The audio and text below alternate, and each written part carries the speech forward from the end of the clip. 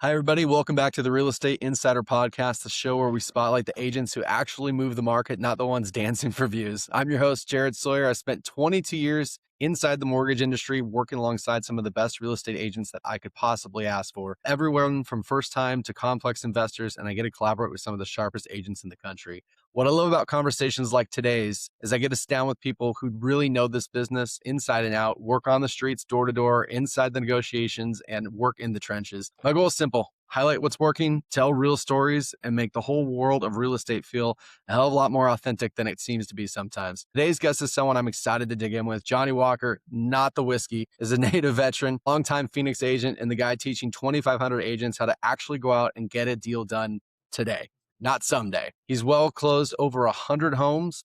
He's built a reputation for being blunt and honest, and founded ARMS to help veterans buy smarter and faster. Johnny, so glad you're here, man. Thank you for making time for this and coming on today. Happy New Year, Jared. Happy 2026, my man. So You ready for this, buddy? Are you ready for the 2026? I'm ready for it, man. I'm ready for it to put 2025 in the rear view. Yeah. Put a seatbelt, a 5-point harness, because it's going to rock. I'm ready.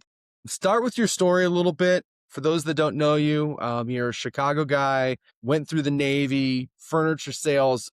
Tell me how all this kind of came together, where you found yourself into real estate and why you're out here in Phoenix. Yeah, so I graduated high school, and 2 days later I was in boot camp. So Thank you for your service, man.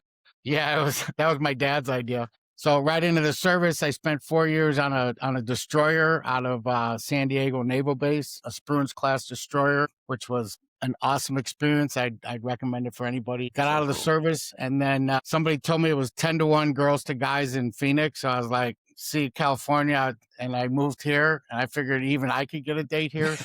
Odds are in your favor, right? Yeah.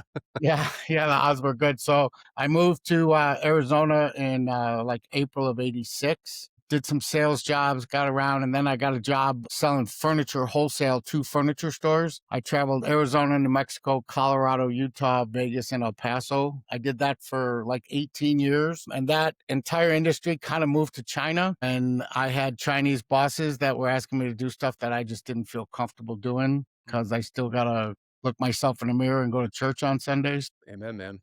I decided I got fired from my main line because I wouldn't do what they wanted to. And then I decided I was just done with it.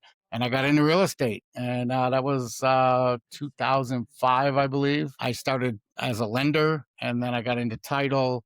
And then I started working with realtors, trying to teach them how to bring their clients to the foreclosure market. And that was just a hurdle I couldn't get over. I couldn't get through realtors' heads that there's no inspection, there's no title, it's just you find it, you buy it, you own it. It's a 3-day process, and they just couldn't grasp that. I figured I should just get my license and kick all these people's asses. So Just do it yourself, right? So I did, and and then I got Rookie of the Year here at my home group, and just never stopped, just kept going. So that's kind of my story. So I kind of know the whole process, because I was in lending, I worked with distressed homes, I worked with a title company, and then as a realtor. So it's 4 to 15 years now I've been a licensed realtor. Right on, man. And you said before that real estate isn't rocket science, but most agents make it a lot harder than it really is. I mean, what do you think really separates agents from the ones who are thriving in this business today, or the ones that are kind of floundering, trying to find their footing in this? 2 things: work ethic and authenticity. You gotta be authentic. People are just smart now, and it goes to the whole social media thing and what people can see. I mean, I think buyers and sellers today, with all the information that we have available to us, they can sniff out a BS and somebody that maybe doesn't really know what they're doing. I think they can sniff that out. So I think authenticity is important, and then work ethic. I mean, I'm 70 hours a week. I mean, I was here Christmas Day. My wife's like, "Why don't you just move to the office?" I'm like, "Hey, just a couple hours. I got to get some stuff done." So Right. yeah, work ethic and authenticity is without question the keys to success in this business. Right on. And you also teach guerrilla marketing. You said about 2,500 agents.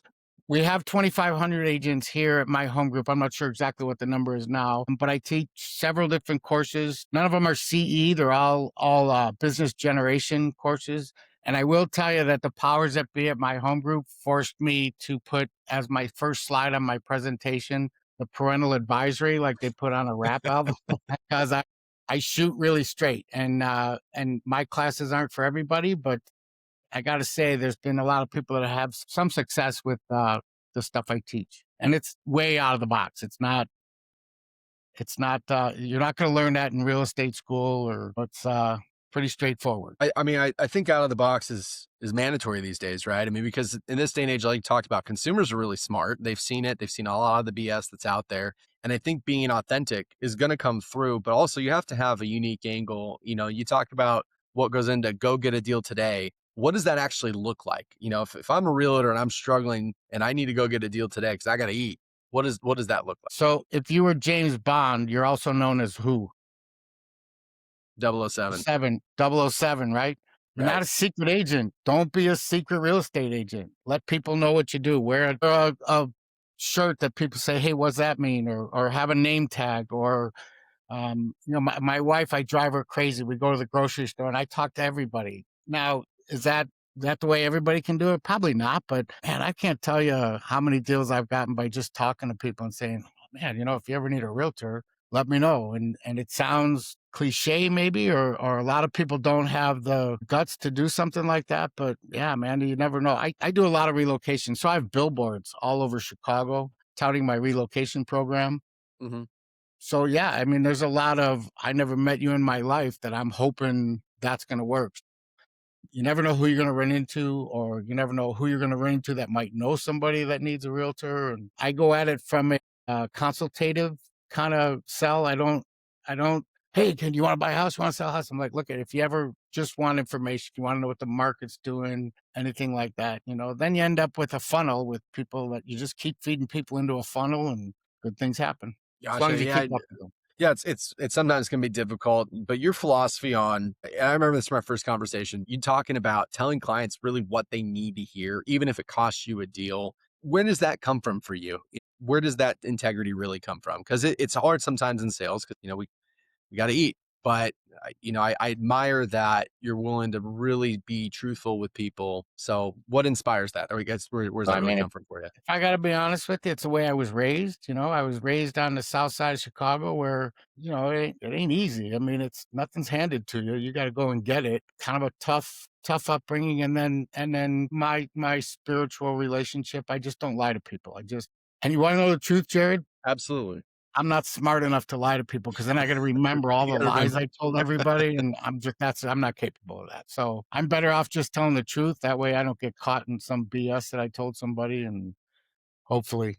Well, it bodes well for you. Been doing this for 15 years and you have a good track record and a good client base and a really good reputation. It takes years to build that reputation, but one sentence can ruin it all, right? And so you being able to be consistent with that, I mean, it's really admirable, Johnny. I mean, I'm not trying to blow smoke, man, but it's hard to do in this day and age, and you don't see it as much as we really, really should. Transitioning real quick to kind of the local market here in Phoenix. You've worked this market for a long time. You've seen trends go back and forth and up and down. Before we just got on the call here and started doing this, you talked about, hey, buckle in. I hope you got a 5-point harness ready for 2026. What are you talking about, man? Because that got me excited right away. What do you forecast for this year? What do you see coming? Okay, so last year, 2024 was very lean for me. And I know agents that had a great year, but the majority of the agents that I talked to said 2024 was really tough. 2025 was a little bit better. I dove into, when we had all those changes in commissions and how you get paid and all that, everybody was freaked out about it, including me. I don't have any problems with my clients. I tell them exactly how I get paid. It's completely transparent. So that wasn't my worry. My worry was with all these new rules and new documents and all that, we better be on top of how this works because there's some nefarious, I can't swear on here, right? There's some nefarious, man. Shitty realtors out there that are going to find a way to screw you out of your commission if you don't know. It's kind of like, Jared, you and I don't think like a thief. So we're probably good targets for thieves because we just don't think nefariously or shitty. Right. Like we just don't think it. So I kind of took that and I did so many CE classes. I could renew my license for like 10 years. I learned everything I could about all the documents and all that stuff. So then when August hit, I was ready. And of course, half the agents here are like, dude, you took all those classes. What's this all about? I'm like, you should have been on the ball and be looking at this. So I think with the change, it scared people. If it would have just stayed within our industry, like if just the lenders and realtors had to be concerned about that, that'd have been one thing. But this was a national, publicly announced situation that everybody, they may only know a little bit about it, and that some of them may know a lot about it, but everybody knew kind of like, yeah, wasn't there some kind of change or something? So that kind of changed everything in the first place. Rates, my lender partner and I and you, rates. When are they going to finally get below 6? And I kept saying, once they get below 6, watch out, because all the people that are on the fence are going to jump off the fence and are going to jump in the game. I was wrong, and you were wrong, and all the other realtors that were saying that were wrong, but they were also right, because it's going to be a combination of rates finally getting below 6, which I think they will get pretty quickly. And then the main thing was consumer confidence. So when the Fed took that first drop 6 months ago, 5 months ago, they took that first drop, consumer confidence went up 12 points.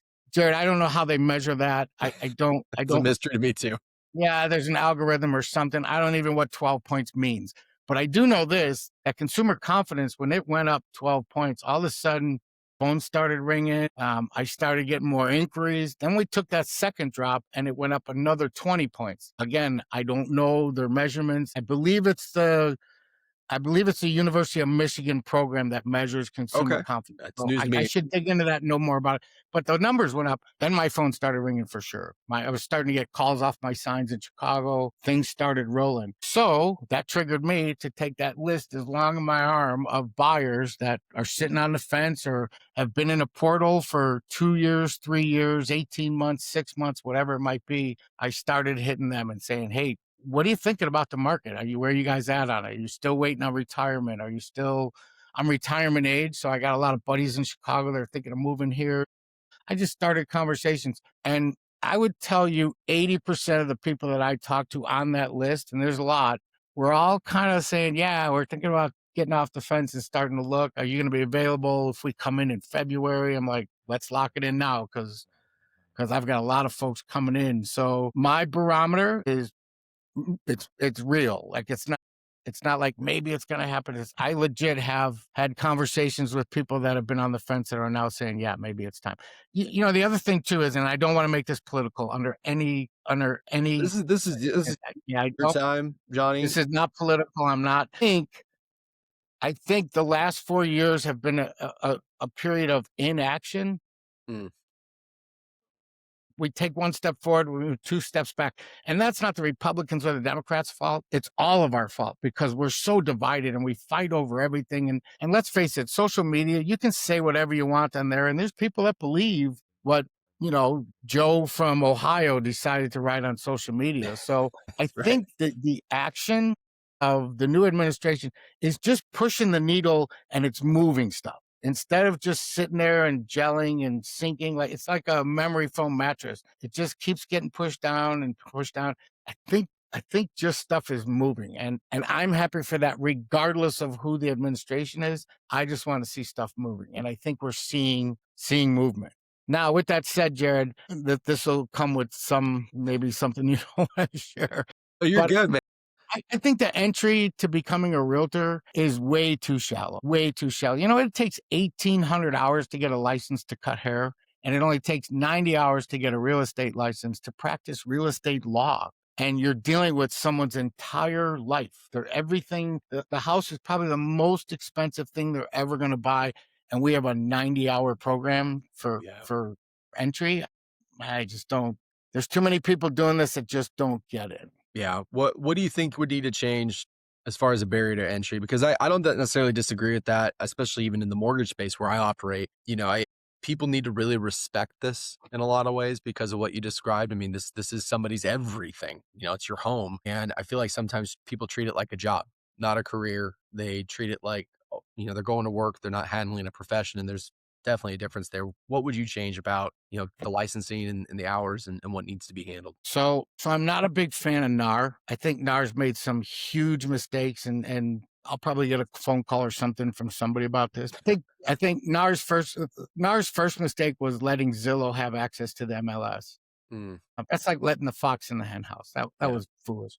And secondly, when this lawsuit came up a couple years ago, NAR looked at it like, that's not a big deal. They should have hired the best attorney they could find to defend that because there was nothing wrong with the system. Everything was above board. This was a completely made up situation. Is it good?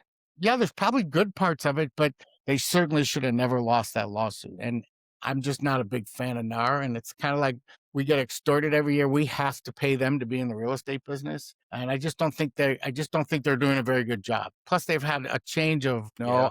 and I have complete respect for the soccer moms that keep their license and help their friends buy houses. I think that's awesome. They should do that. But if you're a full-time realtor, you absolutely need to continue educating yourself on the market, the status of the market, because people are going to come to you as an expert. And if you're an expert, you go, oh, yes, Mrs. Jones, right now, the rates are 6 point. If you're reading it off a sheet of paper, people are going to be like, that guy they don't know what they're talking about. So I think education's the key, hard work's the key, and align yourself with people that are like-minded. And this is a trickle down, in Reagan's words, it's trickle down economics. If I'm not getting business, you're not getting business. If you're not getting business, the furniture stores aren't getting business. If the furniture stores aren't getting business, it's a trickle down. It goes all over. It goes down to freight and how stuff comes in the country. So I'm not saying realtors are the end all, but they're definitely the quarterback of real estate transactions, and they damn sure better know what guidelines are on lending. They need to know what title is. They need to know every section of the contract. They need to know how to break it down and explain it to everybody. So I guess there's a long answer to education. Education's vital, man. And I think a long answer is warranted. It's not a simple one fix all kind of thing, but hearing your opinion on it and what you would do, I think it makes a lot of sense, and being educated in it also sets you apart. This can't just be a hobby, right? This needs to be a passion. This needs to be something that you're all in on, like you talked about. And, having the hobbyists in the business, that's great. But like you said, if you're going to instill trust and value in people and show integrity, it also comes with being knowledgeable and being educated, like what you're talking about. Yeah, and a caveat to that, another thing is as a realtor, if you're let's say you're dealing with a buyer and it's a first-time home buyer, there's emotion involved. I mean, Sure. there's a lot of work to do, and it as the quarterback and as the realtor of the situation, you need to make sure they understand that, hey, I'm here to protect you. I have a fiduciary duty to do what's in your best interest. That might not emotionally be what you want to hear, but I'm going to be honest with you. I'm going to tell you exactly what's going on with an explanation. And then when everything's right, I'll tell you, okay, now you can get emotional. We're going to get the keys tomorrow. You're finally going to be in your hotel, everybody do all that, but it's got to close. It's got to close, fund, and then it's got to record. Yep. There's a lot of pitfalls Hard to along the do. way It's too. it's really hard with some people. There's a lot of emotion involved. Think about the sellers. Sellers are selling their house and they're looking around going, "Oh, I remember the first time Timmy peed in the house or whatever, had a bad dream and Yeah. ran out of this house. Remember Right. the picture we had?" So there's emotion on both sides of a transaction, and I don't think enough realtors take the time to recognize that and be a partner to the buyer or seller, not just some guy they hired to sell their house. Sure. No, it makes total sense. Kind of in that I'm a too, total partnering. softie, Jared. What can I say? Hey, that's not a bad thing, man. You gotta really care about the people you're working for because, like you talked about, there's memories and nostalgia that kick in, especially when you're moving. And sellers are gonna have that moment where they question if they're doing the right thing. And it's important to be able to be there and have those 11th hour conversations with both sides of those folks to make sure that not only they feel confident in what they're doing, but the transaction stays together for everybody that's involved. And being able to have that voice comes with showing respect, empathy, and a lot of compassion. And I think it's really, really important. And I'd agree. Sometimes agents, and especially here on the mortgage side, we miss that. And it's important that you always keep that in the forefront of what you're doing. Talking a Yeah, little bit more along think the, oh, about think about the agents. Think about the agents that are dropping the ball and what really they affect. So not only just say they're working with a buyer because you're involved as a lender, I'm involved as a realtor. If there's a realtor on one side of the transaction that's dropping the ball, he's not just taking food off of his plate and his family's table. It's your family's table, the other realtor's family, and then what about the people that he's representing? yeah. So yeah, there's got to be some kind of barrier to entry that explains that to people. Nice. Or you get with the brokerage, and I'm going to tout my brokerage. My home group has Absolutely. always been, they've always been a brokerage that represented a culture of helping. Like knock on my door if you need help with a contract. I don't want your money. I don't want a commission cut or anything. Let me just help you write the contract. You know, I've done it many times. You want to watch out for this. You want to watch out for that. So that's kind of been the culture here. That's why I'm one of the original agents here, and I'm not leaving. I haven't left, and I don't see me leaving anytime soon. Good, So man. probably Please on a stay. gurney, they're gonna walk me out They're of gonna here. wheel you out eventually. Let's talk a little bit about arms, where that comes from, how you develop that, and what that does. Brothers in Arms. Yes. Yeah. So as a veteran, my healthcare is all done at the VA, and I know a lot of people are gonna say, "God bless you, it's horrible." It's not. It's not. Don't read what you read in the papers. I've been fortunate with good health and good help at the VA, but every time I'm at the VA, I'm looking at all these other vets. And I just started talking to people down there. When you do have to wait, it's hurry up and wait. It is the Sure. military. So I have other funny stories about that I'll share with you sometime. But so you have conversations, and I realized that there's an opening for veterans to be helped. So I created Brothers in Arms, and the ARMS stands for Arizona Real Estate and Mortgage Specialist, with a title rep. He's a Marine veteran. His brother's an Army veteran. They were both snipers, war heroes, if you ask me. I wasn't. I was in 1980 to 1984. It was during peace times. Luckily, I wasn't involved in any war preps. We were involved with a lot of prep, and it was right after the hostages. I realized that if I'm talking to a veteran and I'm using the same language or jargon like SOP to a veteran, every veteran knows that's standard operating procedure. Or well, there's all kinds of different acronyms you use. I think it creates a bond, regardless of what branch you're in, that we all went through boot camp. So when you get through boot camp, you're different. You come out, you go in one side, you come out a different person on the other side, to the man. Since it started, that's always happened. It always will. And I think there's a familiarity there when you're talking to a veteran. When you are a veteran, all of a sudden there's like a trust that comes, an unspoken trust. So I put together all veteran centric. I put an inspection company that's veteran owned. I'm a veteran, lender, title. Everybody's got to be a veteran to be in the program. So we're all talking the same language, and it's been successful. I haven't marketed it the way I should, but I have some things in the cauldron right now that I'm cooking up that by February 1, we should be ready to rock and roll on that. But yeah, veterans are, I mean, look behind me. Veterans are very important to me. I'm old school, Jared. No, I love it. I love it, man. So what you talked about some stuff coming up here in February. What's really the next evolution of the mission that you're working on with this? If you don't mind sharing it.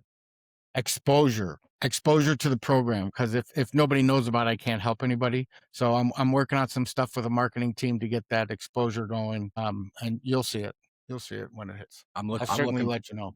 I'm looking forward to it, man. So we talked a lot about varying aspects of it, but I think the core of it really is just integrity. That's really what I'm hearing from you more than anything else, Johnny. I love this conversation. What do you think really, I don't know the best way to ask this. What is your hope with your mission, with your business? Because it seems like you're doing it for more than just making a paycheck, right? Like you're doing this for a bigger purpose than yourself and what's out there. What's kind of the mission really behind the attitude that you have, the passion that you have? Where does that ultimately come from? Because I feel like there's always a why story, why people really have a heart for this. And I'm curious what yours is, man. So I would tell you, if I took all the transactions I've done and I broke it down, I would be willing to tell you that probably 10%, maybe 15% of my clients own a yacht or own a second home or own whatever. Like they got it going on. Mm-hmm. You know, 85% of the people I deal with, this is the biggest transaction they're ever going to be involved with until they buy their next one. Sure. So I take that really, really, really seriously. It's like you can screw up the rest of their lives. I mean, if it doesn't, I mean, if you're not honest with people and go to that, there's no way I could sleep, and the lights would turn off when I walked into church on Sundays. Yeah, it's got to be, you got to be honest with people, and sometimes it'll cost you because they don't want to hear that. But if that's the truth, then that's the truth. Of all the transactions I've done, I go to every signing. I mean, literally, 99% of my signings, unless I'm out of town or a medical thing or something. When my clients sign, I'm there to sign, because what if something goes wrong? Shouldn't you be there to, I mean, you just walk them through an incredible process, a month-long, 30-day, 45-day process, that every day another email, and every day this is happening and that's happening and this is happening. Then it comes down to the end, and realtors disappear. It's like, what are you doing? This is where you're most important. So if my clients have questions, I've never had a client that was scared to ask me a question, because I make that very, very clear. Here's another mistake that realtors make. If I was to tell you, hey, COE is going to happen after we get the spuds, and we're going to have to go through this Binzer process and all that.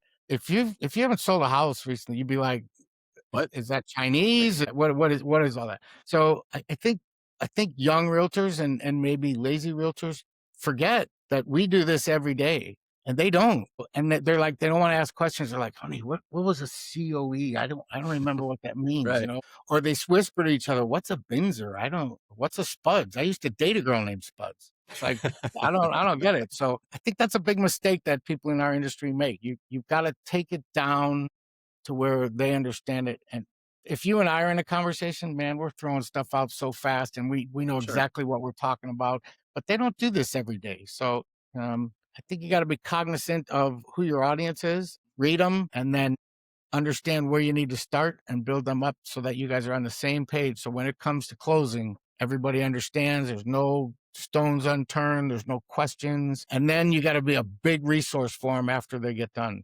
So a lot with my relocation people from Chicago, they have nobody. They don't have a dentist. They don't have, I've had women say, who's your wife's gynecologist? Because they don't have any of that stuff. So they need Sure. a pool guy and a plasterer and a painter and a roofer and a tree guy.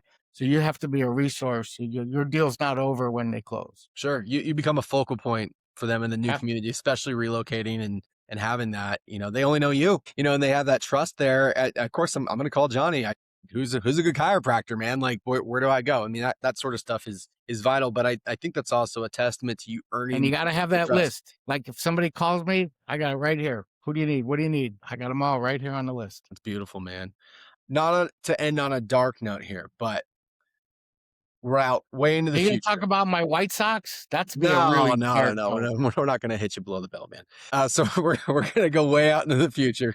we're at a celebration of life for Johnny Walker. We're all drinking Blue Label, and everyone's going around the mic telling stories and recanting different memories. What do you want everyone to say about you when it's all said and done? Yeah, that was a no bullshit kind of giving kind of guy. I've coached youth baseball for going on 27 years. And I've got so many parents that I run into and go, oh, you coached my kid, little Johnny, when he was 5. I'm like, oh yeah, how's he doing? Well, now he's got 2 kids and they're going to start playing baseball next year. And we want you to coach him. It's like, what a compliment that they remembered me from, 25 years ago when I coached their kids. So yeah, just that, I didn't bullshit people. I shot everybody straight. And I'm a big believer in what goes around comes around, and good things happen to good people. And Amen, man. And I've been fortunate and blessed that that's kind of worked for me. And I married my very best friend in the world. My wife is amazing. That's an accomplishment in and of itself, man. That cannot be understated. He might have some shit to say when they're all standing around. They always do. I gotta talk to her about that. We'll bring her up for the next one, man. No. Listeners, thank you so much for jumping in today and hearing Johnny's story. Johnny, if somebody wants to work with you, where can they find you, man? So look at me. I'm in my 60s. If you put me on Insta pictures or TikTok I got a marketing department that handles that for me, but I just found out the other day that you have messages in Instagram. So call me 602-315 or email me at jwalksaz@gmail.com, and you can get my information from Jared. But I'm a no bullshit kind of guy. I'm not for everybody. If you want straight, no BS, then yeah, maybe I'm the right guy for you. You're not everyone's cup of tea, but you're someone's shot of whiskey, right? Yeah, there you go. The funny thing is, I don't drink Johnny Walker. I'm a Jameson drinker. Hey, that's my son's name's Jameson, so I got it, man. I feel you on that. That's awesome. If you guys want to hear more stories like this, please like and subscribe. I'll list Johnny's information in the description. Once again, I'm Jared Sawyer. Goodbye and take care.